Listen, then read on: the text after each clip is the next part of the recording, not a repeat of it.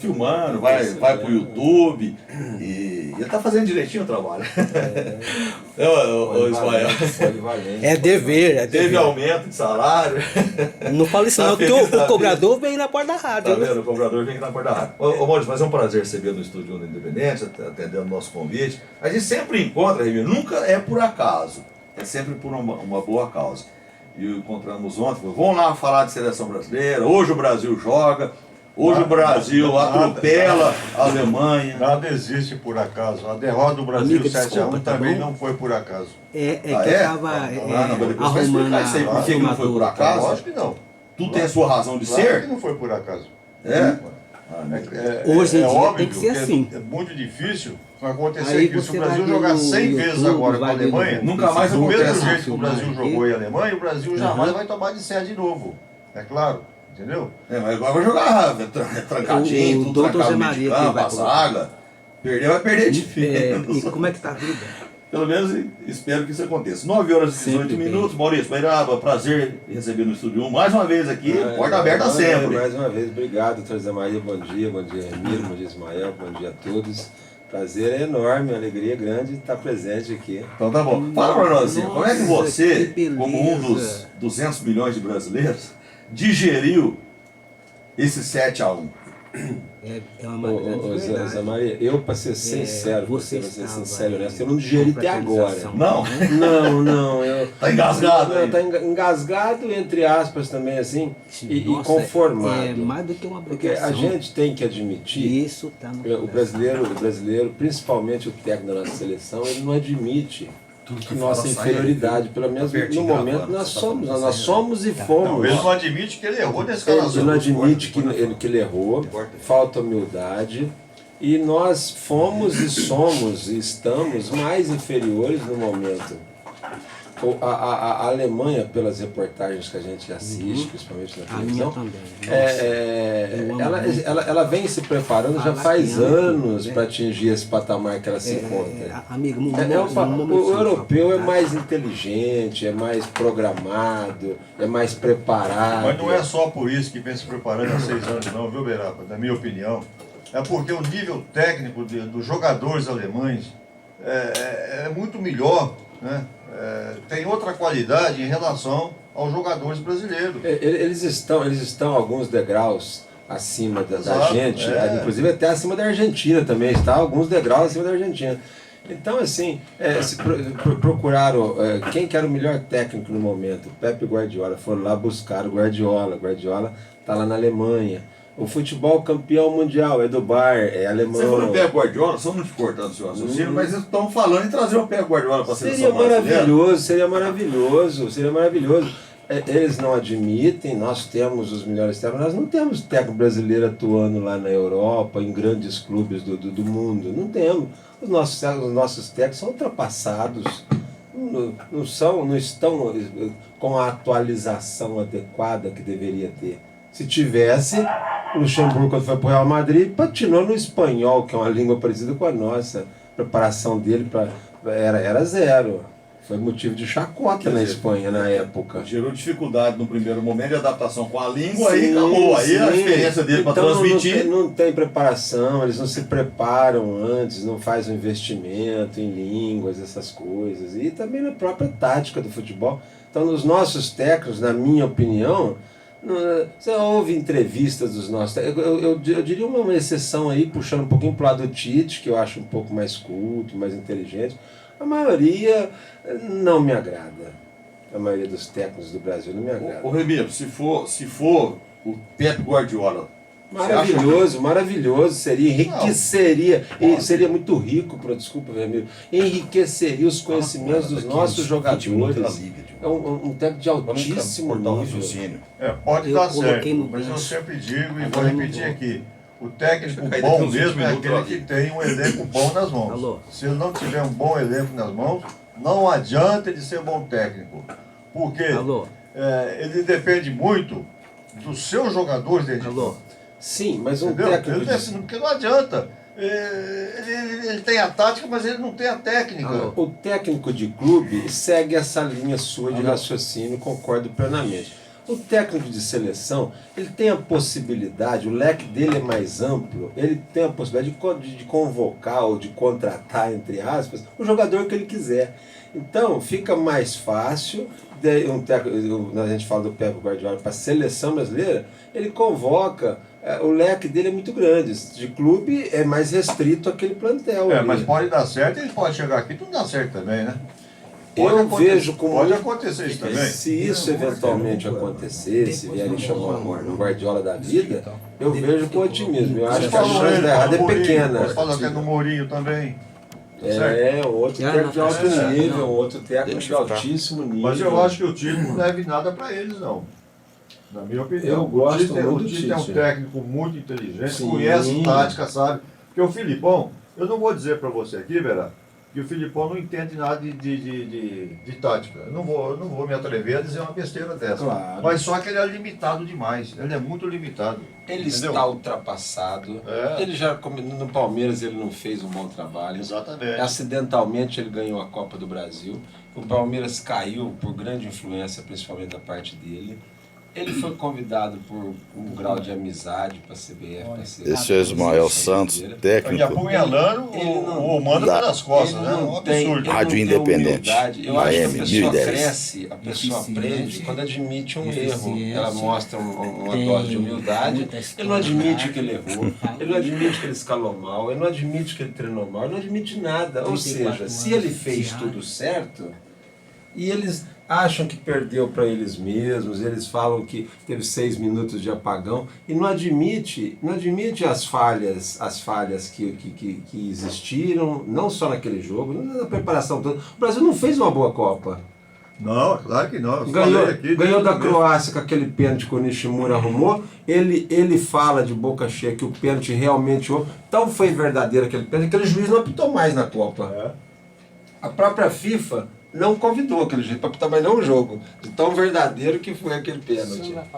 Tropeçou no México, não conseguiu ganhar. Todo mundo sabe, né? Não, ele falou. Você é o melhor técnico da Independente das 8h30 A às 10 grande da manhã. maioria da imprensa não viu o pênalti.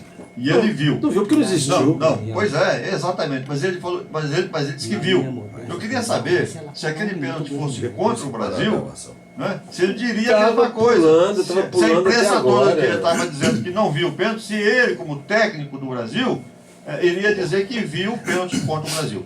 Eu queria saber se fosse o contrário, se ele falaria a mesma coisa. As câmeras é a verdade dos fatos. As câmeras são os olhos da situação.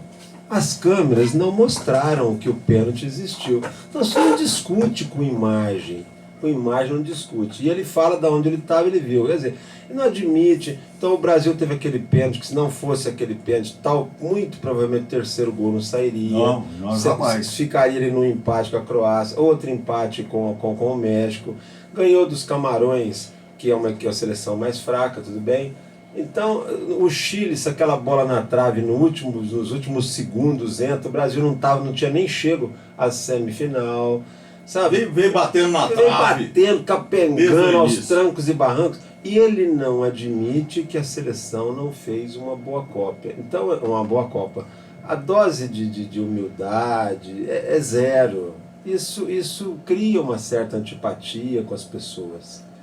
Perguntei agora há pouco, falando com o Ramiro aqui, ô Beraba, que o Filipão, na cabeça dele, ele está preparado para receber um sim, um sinal verde para continuar na preparação e no comando, inclusive até a preparação para as eliminatórias da Copa. Não é na cabeça dele, é na conta bancária dele, porque ele tem um salário de mais de 700 mil reais e ele é tudo menos bobo para ele pegar e falar, abrir mão disso. Ele é um ser humano, ele vai esperar ser dispensado. Você vai pedir conta de um salário de mais de 700 mil reais por mês? São poucos brasileiros. Que isso? Então Fora o Remiro. Se ele ganhasse lá 10 mil, 50 mil reais por mês, ele pedia as contas, ele não dirigiria a seleção para o terceiro lugar. Mas para 700 mil, ele está fingindo de bobo lá, e a hora que, enquanto não mandarem embora, ele fica. Mas eu acho que ele não fica, não. Ele vai de uma maneira ou de outra, ele vai ser dispensado. A lógica é que ele seja dispensado, a lógica. E que contratem um novo técnico com menos bronca da imprensa. Eles chegam lá, o Dunga foi lá, o principal adversário do Brasil na época do Dunga era a imprensa. O Filipão vai lá, o principal adversário é a imprensa. Eles têm uma coisa, uma picuinha com a Porque fala a imprensa. verdade, vai em cima. Eles não gostam de ouvir a verdade. erros. O técnico de futebol, o jogador de futebol, eles querem ser mimados, eles querem passar a mão na cabeça deles. E a imprensa fala a realidade dos fatos, se incomoda.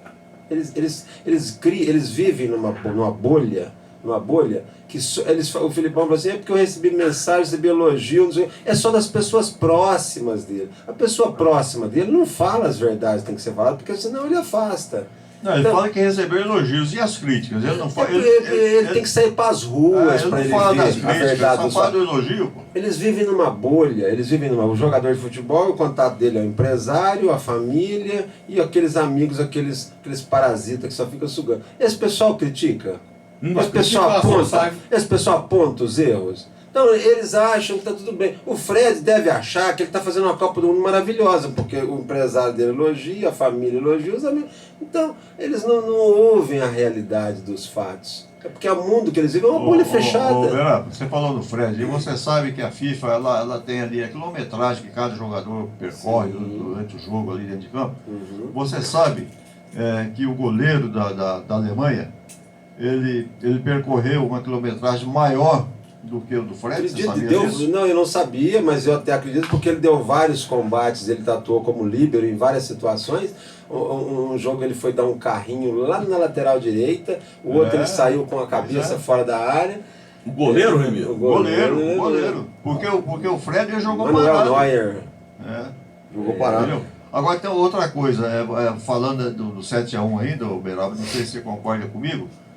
O senhor Thiago Silva, ele também é muito responsável pelo 7-1. Tomou um cartão amarelo absurdamente infantil. Mas ele não jogou, mas por isso mesmo, é porque ele não jogou. Tomou um cartão porque ele arrebentou com o time do Brasil na zaga. Arrebentou, a zaga do Brasil vinha bem. Se o time todo não vinha bem, pelo menos a zaga sim. A zaga vinha bem. A zaga vinha bem.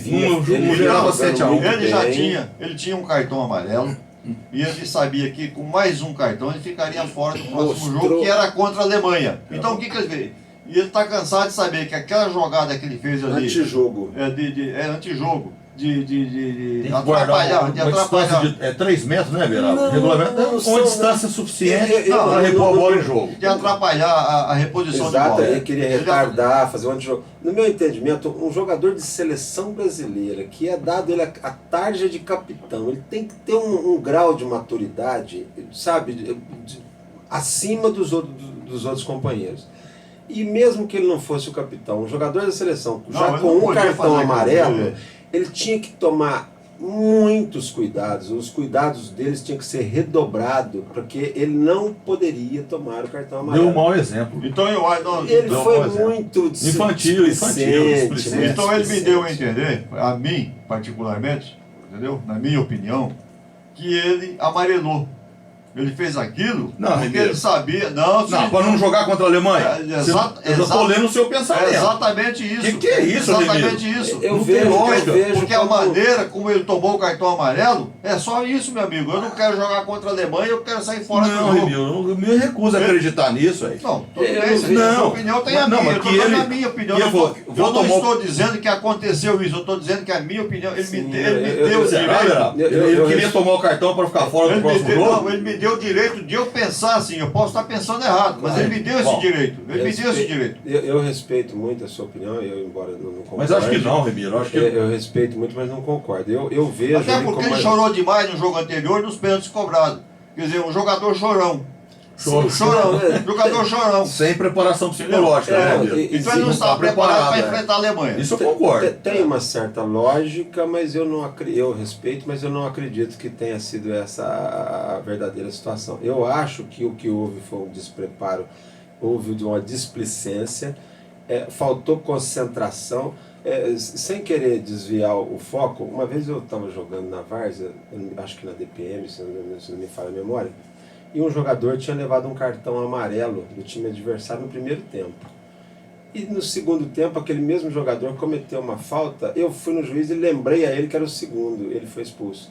Ou seja, um jogador, estou falando isso em proporções infinitamente inferiores, mas um jogador tem que estar 100% focado e concentrado no jogo. Aquele cartão amarelo que ele tinha já, não tinha que sair da cabeça dele por um segundo. Eu não posso fazer ele tinha que andar o jogo inteiro com aquele cartão na cabeça. Por isso que eu acho que ele estava focado, sim. Ele sabia que ele tinha um cartão e sabia que ele ia levar o segundo e sabia que ia ficar fora. Que o Remiro tá sabia que ia ficar fora do próximo jogo. Falou assim, eu não quero ser bombardeado. Rapaz, da maneira que ele levou o cartão amarelo, entende?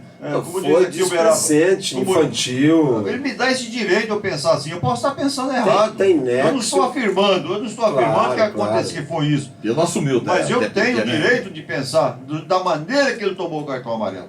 Entendeu? Sabendo que ele tomaria o cartão e sabendo que aquele cartão tiraria ele do jogo. Ô, Remiro, se acontece isso na prática, igual você está falando, tinha que tomar a tarde de capitão dele. Jamais. Você sacar do time. Mas aí você não vai provar. Como é que você vai provar? Você vai provar que aconteceu isso. Você não tem provas. Não, me chamou a atenção a cobrança de pênaltis entre a Holanda e a Argentina.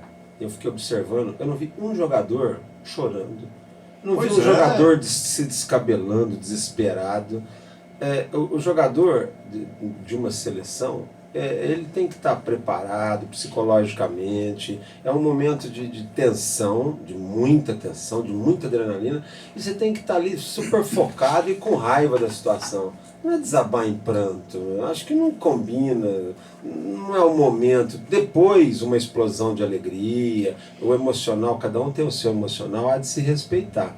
Mas antes de uma cobrança de pênalti, desculpa, não é o momento adequado, nem o local adequado, para a atividade adequada, não cabe naquele momento. Então, por tudo isso aí, Verão, por tudo isso é que eu chego à conclusão, ainda na minha opinião, é de que ele forçou esse cartão para não jogar contra a Alemanha.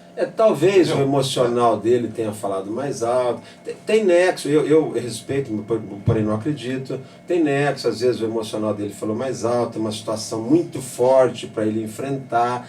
Mas ele são jogadores que jogam na Europa, enfrentam campos lotados lá, grandes estádios, sabe? Lidam com situações meio parecidas lá. Não caíram ali de paraquedas, ali já existe já uma. O Thiago Silva, quando jogava no Fluminense, guardando as devidas proporções, já jogava com o Maracanã lotado. Então já viveu grandes momentos na vida. Não era para ter emoção. Não é um fato novo para ele. Não era para levar o cartão. Não, já era para estar num grau de maturidade. Você está reforçando aqui o meu pensamento. Não, tem lógica. Você está reforçando tudo aquilo que eu falei. O que você está dizendo, Remiro, tem lógica, tem nexo. Não se admite, na sua opinião, que você está dizendo aí, e eu concordo plenamente, não se admite ele ter levado o cartão da maneira que ele levou. Não, o que você está dizendo tem nexo, tem lógica. Porém, eu me recuso a acreditar que isso possa realmente eu também não estou afirmando. Claro, isso é óbvio, é uma linha de pensamento, é o que você acha. É o direito que ele me deu de pensar dessa maneira. Porque esses jogadores, e ele inclusive, eles jogam nos maiores clubes do mundo, rapaz. Sim. Agora, como que o capitão da seleção brasileira, entende? E jogando como ele joga na Europa, numa decisão de Copa do Mundo, no jogo, fazer o que ele fez, isso aí é para jogador amador, juvenil, infantil que está começando, que não tem noção das coisas. E uma outra coisa que eu gostaria de ressaltar também é o grau intelectual dos jogadores brasileiros. É muito baixo. Os jogadores europeus, outros jogadores... Você viu o Hulk foi bater o pênalti, o Hulk ganhou $1 milhão ou de euro por mês, que eu tenho amizade com o seu sobrinho que trabalha para o empresário dele. Estou me confundindo aqui se é $1 milhão, €1 milhão que ele ganhou por mês. Ele fechou o olho, ele deu uma pancada no pênalti como se fosse eu jogando na várzea. Inadmissível isso. Aí você vê um Robin bate com tranquilidade no canto, você vê um Messi bate com tranquilidade, focado. O próprio Sneijder perdeu o pênalti da Holanda, mas perdeu entre aspas, o goleiro defendeu, bateu forte, alta no canto, o goleiro da Argentina fez uma belíssima defesa. Aí você vê um jogador brasileiro, não desmerecendo a Paraíba, mas você pega o Hulk lá da Paraíba, 0 de um grau de de cultura. Então, nesse momento, é que aparece o amadurecimento no jogador mais culto, no jogador mais, sabe? Então, eu acho que isso falta para o jogador brasileiro. Preocupa só com tatuagem, você preocupa em fazer tatuagem pro pescoço, procura encher o corpo de tatuagem, e tingir cabelo. Seu Daniel Alves, que ridículo aquilo. Chegou na Copa com o cabelo, tingiu enquanto de eles estavam loiro. pintando o cabelo aqui, a Alemanha estava Tá treinando. treinando. Está pintando o cabelo e a Alemanha treinando. Você ouve a entrevista do jogador da Alemanha, da Holanda, da própria Argentina. Você vê como é que é o comportamento dos caras, você vê como é que é o visual, os caras limpos. Agora a pergunta que não quer calar, Beraba. Brasil e Alemanha. Alemanha 7-1, Holanda e Argentina 0-0, nos pênaltis deu Argentina e Alemanha na final. Hoje, Brasil e Holanda. Holanda que... um timaço. No mínimo a Holanda marca 3. No mínimo. Não marca 3. O Brasil marca mais de 3 ou menos de 3? Menos de 3. A Holanda tem qualidade para marcar no mínimo 3 gols. Aquele Robin é um inferno, onde a bola tá, que capeta aquele homem, Prende, de vitalidade, persistência. Só não fez gol na Argentina porque tinha um tal de Mascherano, um zagueiro altamente persistente, porque se o Mascherano não coloca o pé, né? Não coloca o pé lá no finalzinho, um zagueiro brasileiro tinha desistido da jogada certo, já. No segundo certo. Sabe, preparado. Remiro. 3-1. A Holanda não está preocupada, cara. E não fala que é 3, não estou dizendo que é 3-0, será um 3-0, mas que o Brasil tem condição de marcar no mínimo 3 gols, a Holanda tem. Entendeu?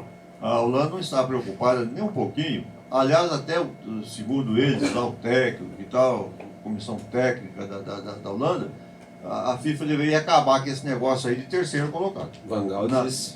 Isso, ele entende. Isso, na opinião do técnico. Que o índice técnico é melhor para classificar o terceiro do que jogar, né? Porque eles estão preocupados é não perder o jogo para dizer, olha, nós saímos da Copa mais invictos, nós não perdemos nenhum jogo.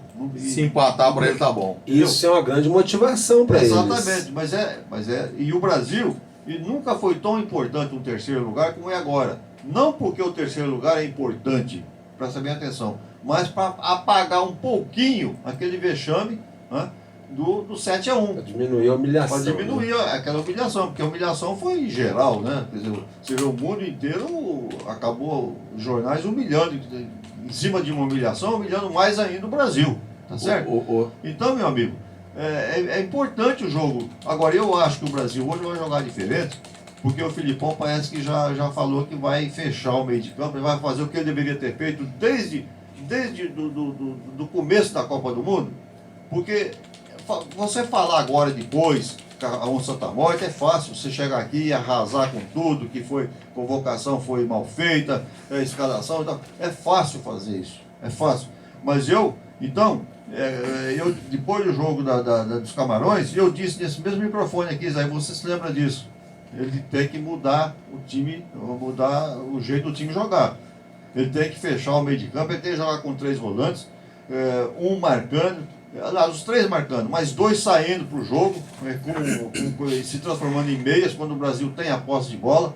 Ele deveria ter feito isso, fechando o meio, e ele não fez. Agora, ele vai me fazer isso aí com o Bernard e com o Hulk? Ele está de brincadeira. Ele tá de brincadeira. E outra coisa, o Brasil, qual é o meia do Brasil? Quem é o meia? O Brasil não jogou sem meia. Porque aquele menino lá, o Oscar... Não, todo mundo jogou com meia. Aliás, o Oscar... Não, do pé só. Não, você vem com brincadeira. Eu tô falando sério, você vem com brincadeira. Eu sei, Elia. Aí eu tô falando... Você tá nervoso, vai descontrair. Aí o Oscar, que deveria ser o meia, né? Ficou jogado lá nas laterais do campo, perdido nas laterais do campo. Seu filho ele botou o menino para marcar no meio de campo. Porque ele está de brincadeira, Filipão. Faltou a gente, eu mesmo disse aqui nesse mesmo microfone que a convocação dele teve uma aprovação de um percentual altíssimo. Mas ainda faltou a gente hoje enxerga isso, e eles é que tinham a obrigação de enxergar, não a gente aqui que, entre aspas, somos leigos, tinha que enxergar que tinha que ter levado peças de reposição à altura, e isso não aconteceu e não foi feito. Porque convoca 23, né? Então tinha que outro time no banco. Aí depois leva a gente, eu achei bonito, a Colômbia levou aquele goleiro com 43 anos, 42 anos, o Mondragón, Né? Então, ele fez até uma homenagem para ele. E a FIFA deu uma pisada na bola com ele, né? A FIFA deu uma pisada feia na bola com ele, porque ele foi lá para puxar acho que os filhos dele, neto, não sei o quê. Ah, sim, sim, sim. Para tirar uma foto com ele lá e a FIFA não deixou. Não tem credencial. Pera lá, mas que... Se eu fosse eu pegava meu filho, jogador, pegava meu filho no colo para o pescoço e trazia, passava por cima de segurança da FIFA. Depois você vê o que você faz comigo, estou parando mesmo. Então Você fala de trazer esse goleiro assim, o Remiro fala assim, tinha que ter levado o Dida. Não, falou aqui. Mas é o Dida, sim senhor. Ou o Dida ou o Rogério Ceni, porque para que serve o terceiro goleiro? Para que serve o terceiro goleiro? Rogério Ceni não é jogador de seleção. O terceiro Quando goleiro... ele estava no auge dele, não era? Não, o terceiro goleiro é um cara experiente, não é para jogar. Mas eu tô falando do Dida como primeiro, não é como terceiro goleiro, não, como primeiro goleiro, porque Não, o Dida para mim, o Dida para mim é o melhor dos três que foram lá. Se bem que o goleiro do Brasil, ele não comprometeu, acabou não comprometendo. Não, eu não porque digo nem... nesse jogo contra a Alemanha que ele levou 7, que alguém disse ainda que ele falhou em gols, ele parecia que o Júlio César não comprometeu nada, que isso? O Beraba, ele parecia que estava no paredão, sendo metralhado, fuzilado pela artilharia alemã. Não parecia, coitado? Eu digo assim, no momento desse de tensão, ou mesmo num pré-jogo desse, um Dida, um Rogério Ceni, como terceiro goleiro, seria um técnico ali dentro do grupo. Então, eu acho que o Kaká fez muita falta, um problema com o Neymar. Então, eu acho que as peças de reposição... Então tem um problema com o Neymar, com alguém à altura para substituir. Um Robinho. Tinha que ter um time do banco, ele falou que não tinha jogador. Reclamou que faltou experiência para os jogadores, mas ele deixou de levar os experientes. Então a responsabilidade é dele. Mas aí é que tá, ele tem que ser coerente com as coisas. Aí que eu não concordo com o Filipão. Porque ele falou que os jogadores alemães, meia dúzia ou 7... Foram mais de 100 partidas pela seleção. E ele tinha jogador com esse perfil. Tinha experiência, não sei o que. Pera lá. Então ele tem que ser coerente. Por que então que ele não convocou jogadores experientes? Fizesse o mesmo, né, Fizesse o mesmo. Eu não gosto do Robinho na seleção. O Robinho para mim é pipoqueiro, não joga nada. Mas ele joga muito mais do que o Fred, ele joga muito mais do que o Jô. Esse Bernard. Ele joga exatamente. Então leva o Robinho. Já que não tem outro, leva o Robinho. O Kaká não estava ainda, quer dizer, mas é um jogador experiente. Mas na seleção o jogador então se leva transforma. O Kaká, entendeu? Mas é a tal coisa, viu? Agora, é o que eu estou dizendo agora, depois de tudo que passou, depois da nossa morte, não é hora de a gente falar. É que a gente fica sabendo, por exemplo, aqui, mas não é. O Lucas ele não convocou, eu fiquei sabendo. Mas o Lucas estava fora de forma. O Lucas reclamou de um jogo que ficou na reserva no amistoso. Ele passou a guilhotina, passou a faca no pescoço do Lucas, está fora. O Ronaldinho Gaúcho chegou atrasado na concentração em Belo Horizonte. Mas esse aí tá certo, porque esse rapaz não joga em 98, se não me engano. Não, Ronaldinho só um exemplo. Eu não defendo a convocação. O que ele fez é uma vergonha. Eu também jamais, se eu mandasse alguma coisa na seleção, jamais o Ronaldinho Gaúcho seria convocado. Não, só estou citando assim um exemplo. Convocar Jô e convocar Fred, convoca o Ronaldinho Gaúcho. Pronto. Ribeiro, mesmo sendo contra ele. Eu preciso faturar, Ribeiro, senão não fatura. Salário. 9h45, 15 para as 10 da manhã, um rápido intervalo, a mensagem do nosso patrocinador. Você continua ligadinho, voltamos já já. O Ronaldinho Gaúcho, eu não sou a favor dele não. É só um exemplo. Digo assim, o cara comete uma disciplina desse tamanho... Aperta o vermelho outra vez. Ele